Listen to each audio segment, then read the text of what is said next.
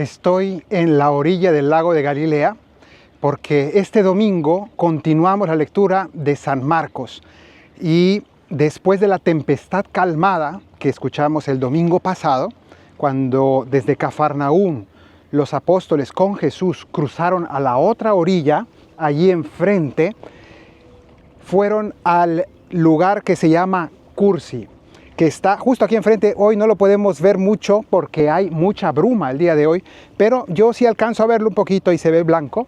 Es justo enfrente de donde estoy. ¿Y dónde me encuentro hoy? En Magdala. Vamos a ver unos lugares maravillosos, pero sobre todo vamos a hablar de un evangelio sumamente profundo, interesante y muy tocante al corazón. ¿Qué ocurre en este evangelio? Resulta que este evangelio de hoy comienza diciendo las siguientes palabras. En aquel tiempo Jesús atravesó de nuevo en barca a la otra orilla, es decir, ya había hecho el viaje de ida. Allí exorcizó a aquel endemoniado gadareno, también llamado endemoniado de Gerasa, el nombre genérico, pero es aquel episodio de los cerdos que se ahogaron en el lago. Bueno, después de todo ese episodio de que los habitantes de aquella región le suplicaron a Jesús que se fuera de allí porque tuvieron miedo. Entonces Jesús viene a la otra orilla. Normalmente se suele imaginar el pasaje que vamos a leer hoy en Cafarnaúm, porque Jesús vivía en Cafarnaúm y porque de ahí había salido originalmente hacia allá. Entonces lo más lógico es que hubiera regresado al mismo lugar.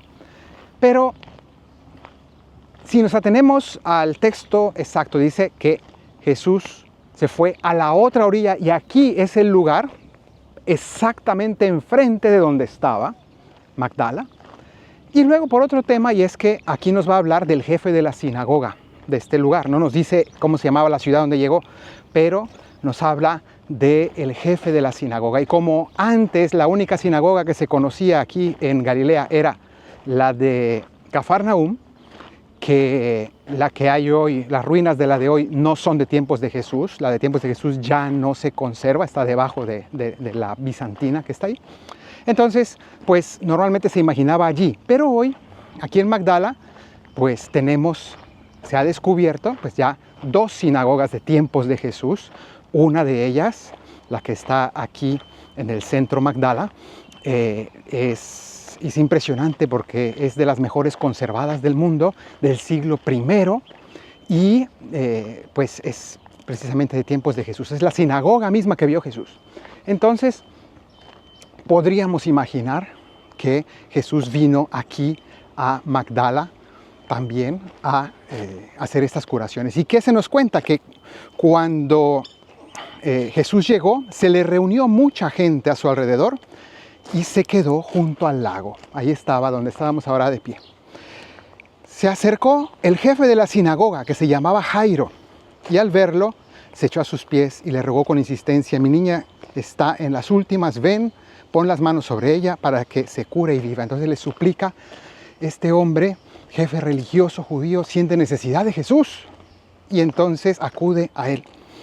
Y Jesús se fue con él, acompañado de mucha gente que lo apretujaba. Entonces, ese es el contexto. Va caminando posiblemente por aquí, lleno de gente a su alrededor, apretujado. Y había una mujer que padecía flujos de sangre. Ahora vamos a hablar de esto. Esta mujer se acerca a Jesús porque necesita sanación. Y este va a ser el tema que vamos a hablar hoy, porque en este evangelio de hoy se nos cuentan dos milagros, se nos cuentan dos eventos, que son dos sanaciones de mujeres. Y esto es muy relevante. Ahora estoy entrando a la iglesia Duc in Altum, de aquí de Magdala. Ahí tenemos el atrio y el famoso altar de la barca, pero hoy no vamos a entrar ahí. Hoy nos vamos a ir a la cripta abajo, porque es donde se recuerda el hecho que hoy vamos a explicar y a meditar. aquí dentro se encuentra esta pintura, este cuadro, sobre la curación de la hemorroísa. Es decir, aquí se ve la multitud que apretujaba a Jesús, aquí Jesús, los pies de Jesús, y la mujer que toca el manto de Cristo. Y en esto vamos a reflexionar hoy. Entonces, un fondo inmejorable para nuestra meditación de hoy. Pues resulta que Jesús está caminando y llega esta mujer. Pero lo interesante de este pasaje, como dije, es que hay dos curaciones que están interconectadas, de dos mujeres en edades muy diferentes. Tenemos, por un lado, a la mujer hemorroísa y luego tenemos a una niña que también es sanada, resucitada por Jesús. Pero lo curioso e interesante es que de las dos se dice que la niña tenía 12 años de edad y esta mujer llevaba 12 años enferma buscando curación. Entonces ahí hay una conexión misteriosa. Pero no solo esto, sino que vamos a ver cómo en este evangelio se nos habla de Jesús sanando a la mujer en lo que más íntimo tiene de mujer, en su feminidad más profunda. Esto en primer lugar se nota con la referencia que se nos da de esta mujer de aquí. Se nos dice que tenía flujos de sangre. Simplemente se nos habla de esto. Evidentemente está hablando de un problema que está relacionado con su ciclo menstrual y por tanto un asunto, vamos a decir así, un problema complejo, no sabemos exactamente en qué consistía, pero un problema ginecológico que ella tiene y por tanto un asunto íntimo, pero muy complejo porque en el contexto cultural de esta mujer se trata de un asunto que también es religioso, porque en la Biblia, concretamente en el libro del Levítico, en la ley judía, la Torá, se dice que la mujer una vez al mes, cuando tiene su ciclo menstrual, en ese momento ella se vuelve impura, porque al tener ese flujo natural de sangre, ella se mancha también a nivel ritual y entonces debe purificarse. El problema con esta mujer es que tenía flujos continuos e irregulares de sangre que la hacían continuamente impura y por tanto ella vivía constantemente en una situación de impureza ritual, religiosa, y por tanto esta mujer estaba excluida de la vida espiritual del pueblo de Israel, de la oración, de muchísimas cosas espirituales, pero no solo, incluso de las relaciones con su marido, porque si era casada, pues no podía tener relaciones con su marido, y si no era casada no podía casarse incluso porque tenía este problema y no podía tener hijos, es decir, un problema íntimo muy complejo que la hacía no solamente sufrir a nivel fisiológico o físico, sino que también esta mujer sufre a nivel emocional porque se siente avergonzada, se siente sucia, es un problema muy íntimo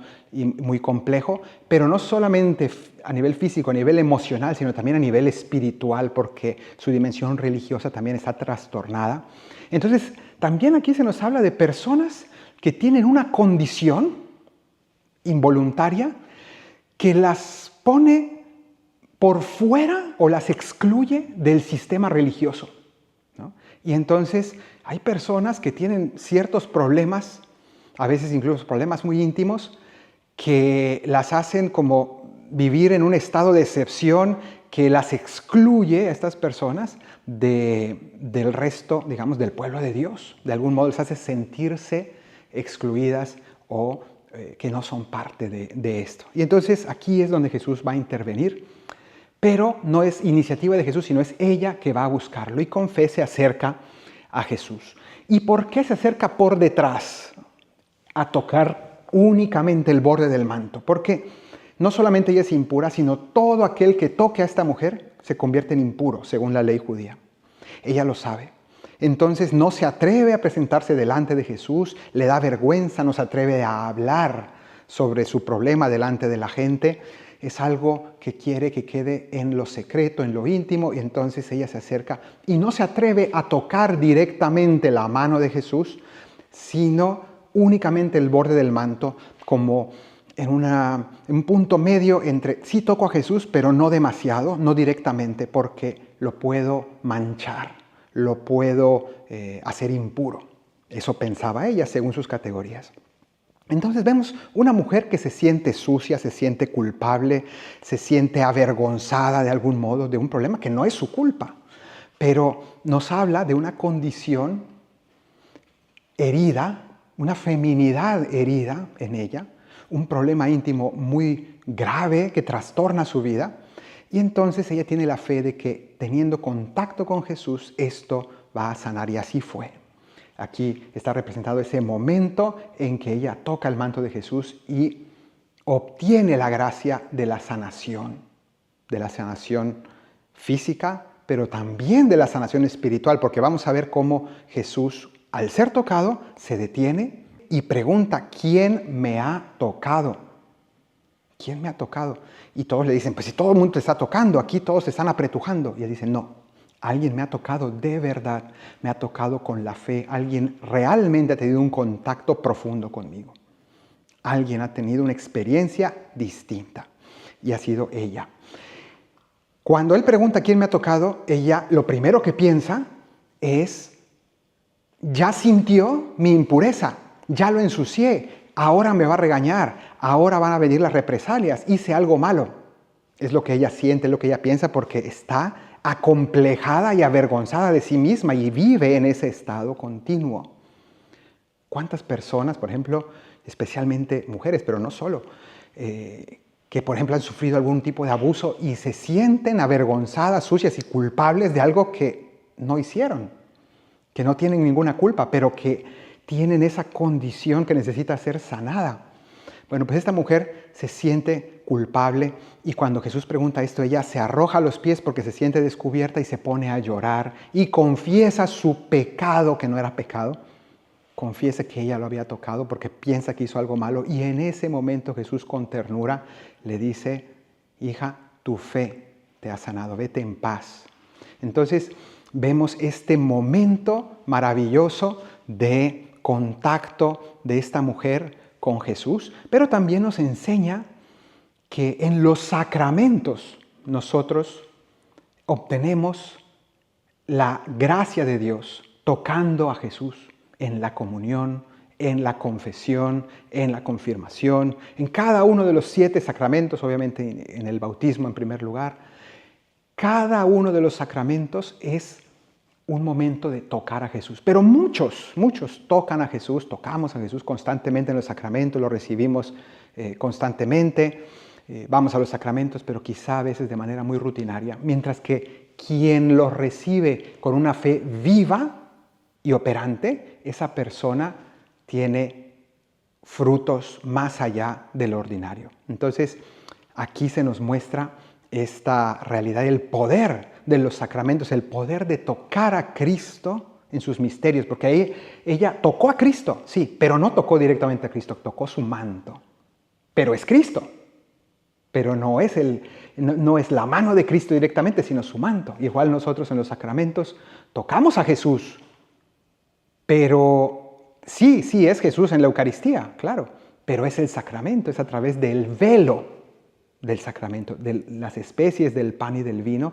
que son en realidad Jesús, pero a través de un misterio. En la confesión es Jesús, sí, pero es a través de la persona de un sacerdote. Entonces también eso lo vemos nosotros en nuestra experiencia. Pero vamos a continuar porque esta historia no termina aquí y vamos a hablar acerca del siguiente milagro de Jesús. Y aquí vamos a este lugar, voy saliendo, porque aquí enfrente tenemos representado el siguiente momento, que es cuando Jesús fue a la casa de Jairo. habían avisado ya que la niña murió en el transcurso del camino y que Jesús se había detenido. Entonces no llegó supuestamente a tiempo. Entonces este hombre Jairo ya está triste, le avisan que su hija ya está muerta y no tiene nada que hacer ya.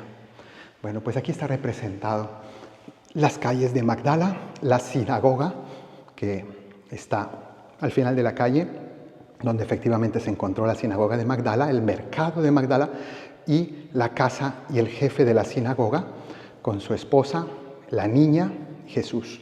La niña había muerto y aquí está el momento en que Jesús resucita a esta niña. Pero, ¿qué es lo interesante? Bueno, aquí están 3 de los apóstoles, que son los que fueron con Jesús a ese lugar. Pero, ¿qué es lo que quisiera yo resaltar de este pasaje y de esta historia? Pues que aquí también se trata de una sanación de una mujer, pero de una mujercita, porque se nos dice que tenía 12 años. Entonces esta referencia es muy interesante, porque de hecho, cuando Jesús resucita a esta niña, le va a decir unas palabras en arameo que San Marcos nos transmite literalmente, le dice Talita cumi. Son palabras en arameo que el Evangelio de manera muy excepcional, pocas veces lo hace. También en la cruz se nos dirá de aquello de Elí, Elí, lama sabactani. Palabras en arameo que el evangelista conserva como reliquias preciosas y nos las transmite literalmente como las dijo Jesús, como sonaron de la boca de Jesús, para que nosotros tengamos la experiencia de oír lo que los apóstoles oyeron y lo que las personas presentes oyeron en ese momento que estaban presentes. Entonces, ¿por qué remarco estas palabras? Porque ese talita cumi, que luego nos lo traduce el mismo evangelista y nos dice, significa muchachita, a ti te lo digo, levántate. Algunas Biblias traducen niña, influenciados por la Vulgata del latín, que es una tradición o una traducción tradicional, pero lo más preciso sería decir muchachita, porque la palabra en griego, que como la traduce Marcos, dice coración, que es coré, muchacha, en diminutivo, muchachita. ¿Y por qué es interesante que le digan muchachita y no niña? No era una niñita, ya tenía 12 años. Y un muchachito de 12 años todavía es un preadolescente, casi más niño que adolescente. Pero una niña, en cambio, de 12 años ya es toda una adolescente, ya es una mujercita, incluso físicamente, biológicamente ya lo es. Entonces, aquí se nos está hablando de nuevo de la sanación de la mujer en otra etapa que es muy delicada en la vida de la mujer, que es su adolescencia, que es el despertar a la vida, a la feminidad y a muchas dimensiones que son muy complejas. Y la mujer en su adolescencia es también muy vulnerable y sufre de muchos problemas, de muchos posibles peligros y trastornos. Por mencionar solamente algunos, ¿no? ¿Cuántas niñas, jovencitas, sufren de depresiones, de desórdenes alimenticios, de dependencias, de complejos profundos y de muchas cosas que en la adolescencia se pueden sufrir, de abusos y tantas cosas que necesitan sanación? Pero aquí de nuevo tenemos a Jesús presente, pero en este caso no es iniciativa de la niña que va a buscar a Jesús, sino son los papás, concretamente el papá aquí, pero bueno, la familia que trae a Jesús a casa. Y se nos dice que Jesús no la sanó en público, sino que echó a toda la gente de la casa y solamente dejó que adentro estuviera la familia, los papás y los 3 apóstoles que venían con él. Y aquí en este mosaico me gusta cómo ponen todos los presentes en la casa, pero al mismo tiempo un poco separados, como diciendo, sí, hay una participación de la iglesia, pero a la vez que hay una ayuda y una participación de la iglesia, al mismo tiempo es un asunto familiar y vemos que está aquí como separado en este ámbito. Es algo íntimo, algo propio de la familia, entre la familia y Dios, junto con la iglesia, sí, pero al mismo tiempo en intimidad familiar. Entonces, así se da esta curación. La familia trae a Jesús, acerca a Jesús. Hay un contacto de Jesús con la niña, la toma de la mano, y es ahí donde le dice, muchachita, levántate. Y es una invitación y un llamado a toda mujercita, a toda muchachita joven que sufre, que tiene algún tipo de dificultad en su vida, en su interioridad, en su intimidad, para que se acerque al Señor, para que con su familia se acerque al Señor y reciba esa sanación que tanto necesita. Por tanto, hoy el Evangelio nos presenta la relación entre Jesús y la mujer que tiene toda una dimensión en su feminidad que no es fácil que sea comprendida por otros, y especialmente los hombres somos completamente ajenos a esa dimensión. Pero en el caso de Jesús, Él no solamente es verdadero hombre, sino que es verdadero Dios, y Él comprende y sana a la mujer en lo más profundo de su ser y de su feminidad. Que el Señor te bendiga desde Sión, el que hizo cielo y tierra, en el nombre del Padre, y del Hijo, y del Espíritu Santo. Amén.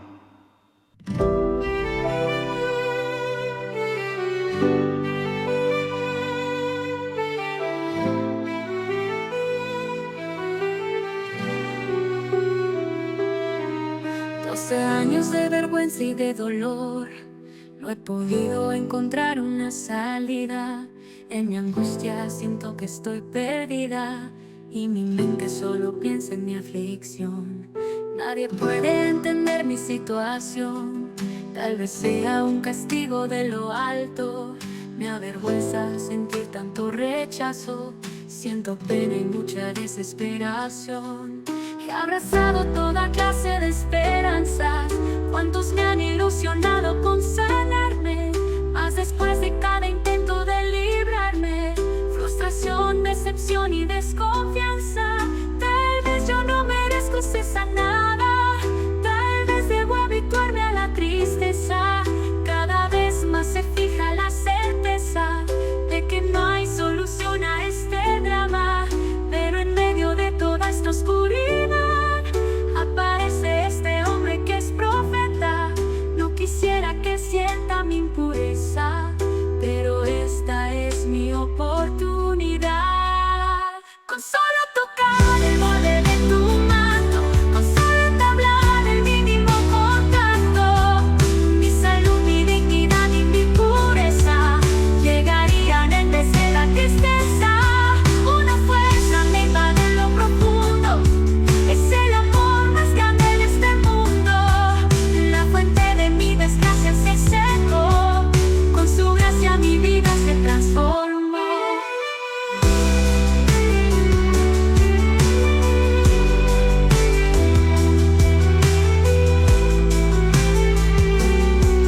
Pero entonces en medio de la gente, el Señor interrumpió su caminar. ¿Quién me ha tocado?, se puso a preguntar. He sentido algo muy diferente. En aquel mismo momento me postré, levanté mi voz con aire tembloroso, confesé mi pedimento con sollozos y pedí perdón porque lo molesté. Sin embargo, él mirándome me amó, sonrió y me dijo: hijita mía, tienes gran fe, tu alma en mí confía, y por eso has alcanzado sanación.